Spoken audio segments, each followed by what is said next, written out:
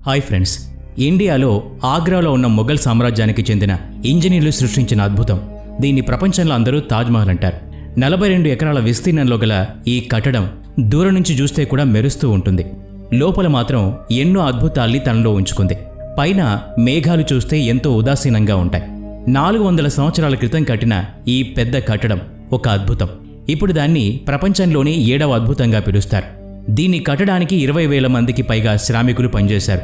పగలు రాత్రి దాదాపు 22 సంవత్సరాల పాటు శ్రామికులు తమ చెమటని తమ రక్తాన్ని ధారపోశారు ఈ కట్టడం కట్టడానికి. ఒకవేళ ఇప్పుడు దానికి వెల కడితే $1 బిలియన్ ఉంటుంది. అంటే 75,000 కోట్లకు పైగా ఉంటుంది. ఎందుకంటే ఈ కట్టడంలో గల నైపుణ్యాలు ఆ రోజుల్లో మొఘల్ ఇంజనీర్లు సృష్టించిన ఆ అద్భుతాన్ని ఈ రోజు కూడా ఇంజనీర్లు పొగుడుతూ ఉంటారు. ఈ తాజ్మహల్ని ఎలా నిర్మించారంటే, మెయిన్ డోర్ నుంచి వెనక వైపు చూస్తే అది అతిపెద్ద కట్టడంగా కనిపిస్తుంది. మెయిన్ డోర్ నుంచి ఎప్పుడైతే దాని దగ్గరికి వెళుతూ ఉంటామో దాని పరిమాణం చిన్నదిగా కనిపిస్తుంది. తాజ్మహల్కి 4 వైపులా ఉన్న స్తంభాలు బయట వైపు కొంచెం వంగి ఉంటాయి. బయట నుంచి చూస్తే ఇవి లోపల వైపు వంగినట్టు కనిపిస్తాయి. ఆ స్తంభాల్ని అలా బయటికి వంగినట్టు కట్టడానికి కారణం, ఒకవేళ భూకంపాలు వస్తే అవి బయటకు పడిపోతాయి. దాంతో తాజ్మహల్కి ఎలాంటి ప్రమాదం ఉండకూడదని, ఎట్టి పరిస్థితుల్లో కూడా తాజ్మహల్కి చిన్న మచ్చ కూడా ఉండకూడదని అప్పుడు కట్టినవారు భావించారు. స్టీల్ కాంక్రీట్ లేని రోజుల్లో ఈ అద్భుతాన్ని, అలాగే పైన ఉన్న 40 మీటర్ల డోమ్ని ఎలా నిర్మించారు, ఇవన్నీ కూడా ఈ వీడియోలో తెలుసుకునే ప్రయత్నం చేద్దాం. అందుకని ఈ వీడియోని ఎక్కడా స్కిప్ చేయకుండా పూర్తిగా చూడండి. మరింకెందుకు ఆలస్యం, let's start our today's episode. ఆ ఆలోచన 1607లో, అంటే మొఘళ్ళు పాలిస్తున్న కాలంలో సంయుక్తంగా ఉన్న ఇండియా పాకిస్తాన్లో మొదలైంది. మొఘల్ రాజవంశంలో అందరికన్నా చిన్నవాడైన కొడుకు షాబుద్దీన్ మహమ్మద్ ఖురం 15 సంవత్సరాల వయసు రాగానే ఆగ్రాలోని ఒక రాజప్రసాదంలో బ్రహ్మాండమైన విందు ఏర్పాటు చేశారు. ఈ కొడుకంటే రాజుకి ఎంతో ఇష్టం. అందుకే ప్రతి సంవత్సరం కొడుకు పుట్టినరోజుకి వజ్ర వైఢూర్యాలు బహుమతిగా అందజేసేవాడు. అది ఎలా అంటే, కొడుకు ఎంత బరువుంటే అంత బంగారాన్ని అతనికి అందజేసేవారు. కానీ ఈ జన్మదినం సందర్భంగా ఈసారి ఏదన్నా విశిష్టమైంది ఇద్దామనుకున్నాడు. విషయం ఏంటంటే, తనకిష్టమైన కొడుకుని తన స్నేహితుడి కూతురు ముంతాజ్కిచ్చి పెళ్లి చేశాడు. వారిద్దరూ మొదటి చూపులోనే ఒకరంటే ఒకరికి ఇష్టం ఏర్పడింది. అప్పుడు ఎవరికీ తెలీదు వీరిద్దరి మధ్య ఉన్న ప్రేమ ప్రపంచంలో శాశ్వతంగా నిలిచిపోతుంది అని. ఇంకో 10 సంవత్సరాలు ఎన్నో యుద్ధాలు చేసి విజయాలు సాధించాడు. ఈ విజయాలను చూసి పొంగిపోయి తండ్రి కొడుకు ఒక బిరుదిస్తాడు. దాని పేరే షాజహాన్. దాని అర్థం ఏంటంటే ప్రపంచానికి రాజు అని. షాజహాన్కి 6 భార్యలు ఉండేవారు. వారందరూ ఒక రాజప్రాసాదంలో ఉండేవారు. వారందరిలోకి ఎక్కువగా ముంతాజ్నే ప్రేమించేవాడు. అందుకే తన ఎక్కువ సమయాన్ని ముంతాజ్తోనే గడిపేవాడు. కాలం చాలా వేగంగా వెళ్ళిపోతూ ఉంది. 4 సంవత్సరాల తర్వాత, అంటే 1621లో షాజహాన్ తండ్రి చనిపోతాడు. అప్పటికే రాజ్యంలో తండ్రికి తగ్గ తనయుడిగా పేరు తెచ్చుకున్న షాజహాన్ తండ్రి చనిపోయిన 7 సంవత్సరాల తర్వాత మహారాజుగా బాధ్యతలు స్వీకరిస్తాడు. ఇండియా, పాకిస్తాన్తో పాటు ఆఫ్ఘనిస్తాన్, ఇంకా కొన్ని ప్రదేశాల్ని కూడా షాజహాన్ పరిపాలించేవాడు. నిర్ణయాలు అన్నీ షాజహాన్ తీసుకునేవాడు. ముంతాజ్ వెనక ఉండి తన సలహాలిచ్చేది. ఈ సంతోషం ఎక్కువ రోజులు ఉండదని ఎవరికీ తెలియదు. షాజహాన్ బాధ్యతలు తీసుకుని సంవత్సరమైంది. ఈ లోపలే శత్రువులు దాడి చేశారు. దాదాపు 2 సంవత్సరాల పాటు యుద్ధం కొనసాగింది. దానిలోనూ షాజహాన్ పూర్ణ విజయం సాధించాడు. ఈ విజయాన్ని ఆస్వాదించకుండానే షాజహాన్కి ఒక చెడు వార్త వచ్చింది. తన ఇష్ట సఖి అయిన ముంతాజ్ తన 14వ సంతానాన్ని జన్మనిస్తూ ఉండగా ఆమె పరిస్థితి విషమించింది. 17 జూన్ 1631లో ముంతాజ్ చనిపోయింది. ఈ ప్రభావం షాజహాన్ మీద బాగా పడింది. షాజహాన్ జీవితం చీకట్లోకి వెళ్ళిపోయింది. షాజహాన్ 8 రోజుల పాటు ఆహారం తీసుకోలేదు. 2 సంవత్సరాల పాటు అత్తరు కూడా వాడలేదు. ముంతాజ్ చనిపోయే ముందు ఆఖరి కోరిక తన స్మారక చిహ్నం ఒక అందమైన ప్రదేశంలో ఉండాలని. భార్య కోరిక తీర్చడానికి మిగిలిన సమయాన్ని తనకున్న ధనాన్ని వినియోగించాలని షాజహాన్ నిర్ణయించుకున్నాడు. 1632లో తాజ్మహల్ నిర్మాణానికి పూనుకున్నాడు. షాజహాన్ 20,000కు పైగా శ్రామికులు, శిల్పుల్ని, వివిధ రకాల నైపుణ్యం గలవారిని ఒక దగ్గరికి చేర్చాడు. యమునా నది తీరాన ఈ తాజ్మహల్ నిర్మాణానికి పూనుకున్నాడు. కానీ అక్కడ కట్టడం చాలా కష్టం. నదీ తీరంలో భూమి చాలా మెత్తగా ఉంటుంది. అక్కడ నిర్మాణం చేయడం కష్టసాధ్యం. పునాదులు తీస్తే నదీ తీరంలో ఉన్న నీళ్లు నిర్మాణానికి నష్టం చేస్తాయేమో అని భయం.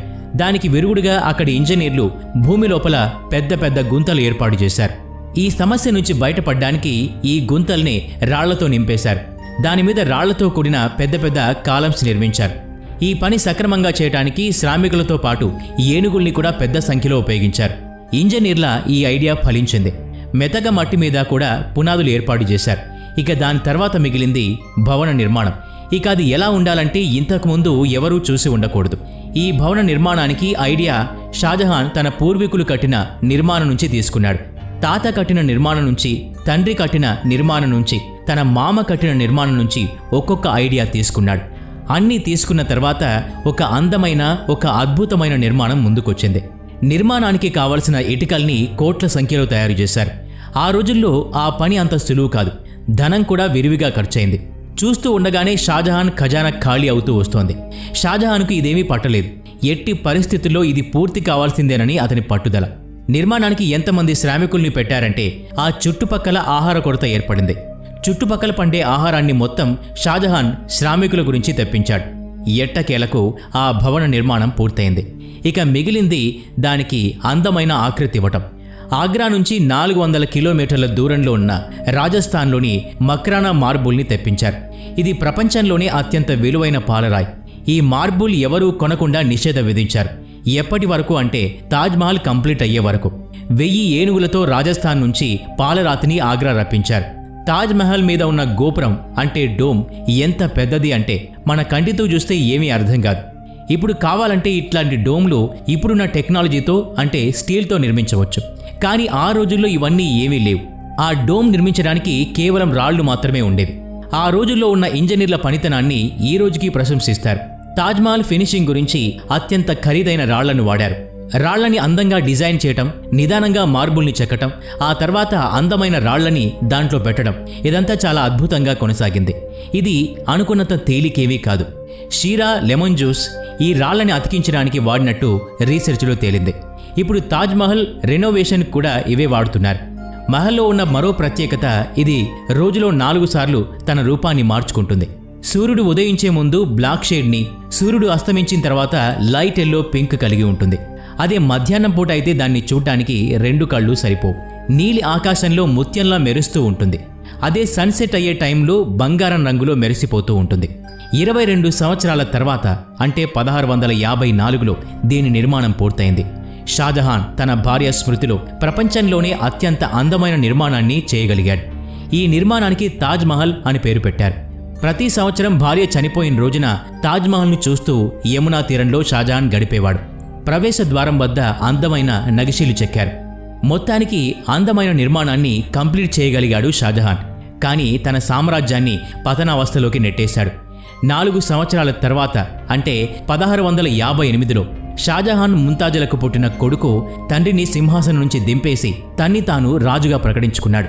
30 సంవత్సరాల నుంచి ఏలుతున్న తండ్రిని ఆగ్రాలోని ఒక జైల్లో పెట్టేశాడు. ఒక సౌకర్యం మాత్రం తండ్రి కల్పించాడు. అదేంటంటే షాజహాన్ ఉన్న గదిలోంచి అంటే కిటికీలోంచి తాజ్మహల్ కనిపిస్తుంది. 8 సంవత్సరాల తర్వాత 74 ఏళ్ల వయసులో కారాగారంలోనే ఈ లోకాన్ని విడిచి వెళ్ళిపోయాడు షాజహాన్. ముంతాజ్ని కలిసే సమయం షాజహాన్కు వచ్చేసింది. షాజహాన్ శరీరాన్ని కూడా తాజ్మహల్లోనే సమాధి చేశారు. ఇన్ని వందల సంవత్సరాలు గడిచినా అదింకా ఎంతో మందికి ప్రేమ చిహ్నంగా భాసిల్లుతూనే ఉంది. మీ అభిప్రాయం ఏంటో కామెంట్ చేయండి. వీడియో నచ్చితే లైక్ చేయండి, షేర్ చేయండి. ఇలాంటి మరిన్ని వీడియోస్ కోసం ఈ ఛానల్కి సబ్స్క్రైబ్ చేసుకొని బెల్ ఐకాన్ మీద క్లిక్ చేయండి. నెక్స్ట్ వీడియోలో మళ్ళీ కలుద్దాం. Thanks for watching.